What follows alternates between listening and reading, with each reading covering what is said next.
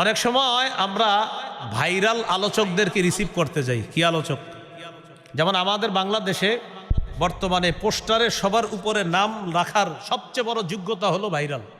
চাই হের ভিতরে এই যে আরিফ বিন হাবিব নামে একজনের নাম আছে, ওনার এলেম থাক বা না থাক, ওনার নিচে 40 জন শাইখুল হাদিসের নাম থাকবে, ওনারা শাইখুল হাদিস হইল, কিন্তু উপরের যিনি তার যোগ্যতা হলো ভাইরাল। ব্যাস, ওনার নাম থাকতে হবে সবার উপরে। এবার ওনার আব্বা শাইখুল হাদিস হোক আর যে হোক, কিন্তু উনি তো ভাইরাল, অন্যরা শাইখুল হাদিস, ভাইরাল তো না। তো যাই হোক, বলতেছি ফিনাল। হ্যাঁ, তো উপরে থাকবে ভাইরাল, যোগ্যতা কি? ভাইরাল। তো ভাই ওনার নাম এত উপরে, এতগুলা শাইখুল হাদিস আপনাদের এলাকার, তাদের নাম নিচে, হুজুর ওনা শাইখুল হাদিস, ভাইরাল তো না। কিনা?